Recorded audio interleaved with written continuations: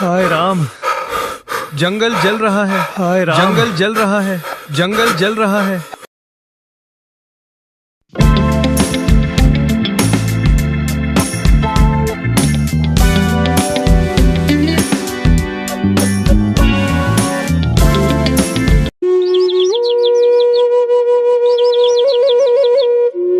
ये है वही वन उस जंगल से जुड़ा हुआ कालवन, जो कभी हरा भरा था, जहां बच्चों की किलकारियां गूंजती थी। औरतें साथ मिलकर लकड़ियां चुनने जंगल जाती थीं। हर तरफ हरियाली नजर आती थी और वन में जल समृद्धि थी। वह गांव की धड़कन थी। यहाँ पेड़ नहीं उगते थे, यहाँ रिश्ते उगते थे। लेकिन इतिहास गवाह है, इंसान जब ताकतवर होता है तो सबसे पहले माँ को भूल जाता है। कुछ जंगल पीढ़ियों को पालते हैं।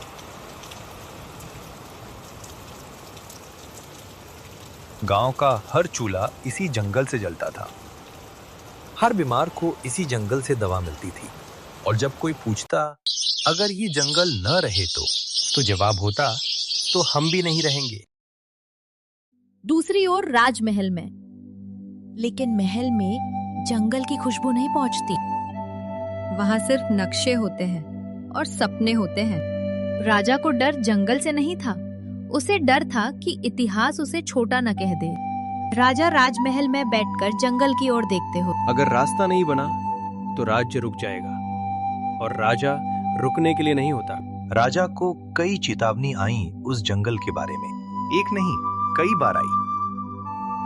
एक दिन एक साधु दरबार में आए और कहा, महाराज, जंगल को जलाना धर्म के खिलाफ है। लेकिन जब अहंकार कुर्सी पर बैठ जाए तो सच्चाई नीचे गिर जाती है। महाराज, मैं आपके राज्य को नहीं जानता, मैं सिर्फ इस जंगल को जानता हूं। ये जंगल आज नहीं होगा, सदियों का धैर्य है ये। साधु महाराज, मैं भावनाओं से नहीं राज्य चलाता हूं। जंगल रास्ता रोक रहा है। राज्य बढ़ेगा नहीं तो प्रजा भूखी मरेगी। भूख रोटी से मिट्टी है महाराज, जंगल जलाने से नहीं। आपने कभी सोचा है जब ये जंगल नहीं रहेगा तो ये लोग कहां जाएंगे? हर विकास में कुछ कुर्बानी देनी पड़ती है। कुर्बानी वही देता है जिसके पास कुछ होता है महाराज। यहां कुर्बानी वो देगा जिसके पास सिर्फ यही जंगल है। आप डर फैला रहे हैं। नहीं महाराज, मैं याद दिला रहा हूं। प्रकृति राजा नहीं चुनती, लेकिन गवाह जरूर बनती है। अगर मैं रुक गया तो इतिहास मुझे कमजोर कहेगा। इतिहास कमजोर उसे नहीं कहता जो रुकता है, इतिहास उसे निर्दयी कहता है जो चेतावनी के बाद भी आगे बढ़ता है। बहुत हो गया। राज्य का फैसला जंगल नहीं करेगा, मैं करूंगा। याद रखिए महाराज, जब राजा प्रकृति से लड़ता है तो प्रकृति राजा से नहीं, उसकी सबसे प्यारी चीज से बात करती है। साधु चला गया, पर उसकी बातें दरबार में नहीं, राजा के भीतर रुक गईं। लेकिन अहंकार का बोझ इतना भारी था कि सच उसके नीचे दब गया। राजकुमार, आज जंगल से किसी अजीब सी हवा आ रही है। क्या तुम्हें कुछ अलग नहीं लग रहा?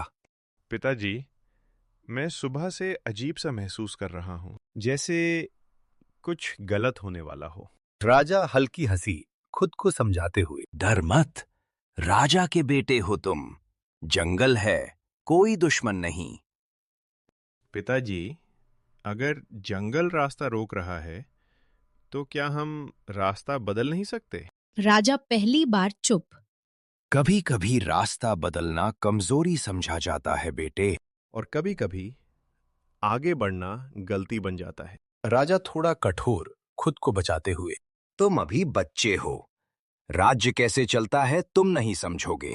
शायद, लेकिन मैं इतना जानता हूं पिताजी, जब इंसान कुछ खोने वाला होता है तो दिल पहले डर जाता है। राजा जंगल की तरफ देखते हुए।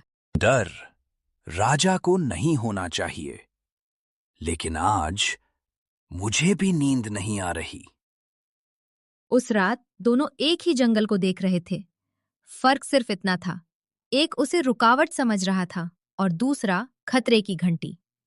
लेकिन सुबह होने से पहले राजा का फैसला जंगल तक पहुंच चुका था। आज जंगल कुछ ज्यादा ही चुप है। ऐसा सन्नाटा मैंने पहले भी सुना है। क्या मतलब है आपका? जब जंगल बोलने से पहले चुप हो जाता है तब कुछ अच्छा नहीं होता। आज जानवर भी पास नहीं आए, ना पक्षी बोले, ना हवा चली। राजा ने आज जंगल के बारे में कुछ कहा था, कहीं वो सच में? कुछ बातें पूरी नहीं बोली जाती बेटा, क्योंकि उन्हें प्रकृति खुद पूरा करती है। उस रात गांव सो गया, लेकिन डर जागता रहा। हर झोपड़ी में एक ही सवाल था, अगर जंगल को कुछ हुआ तो हम क्या करेंगे? जंगल नहीं रहेगा तो हम भी नहीं रहेंगे।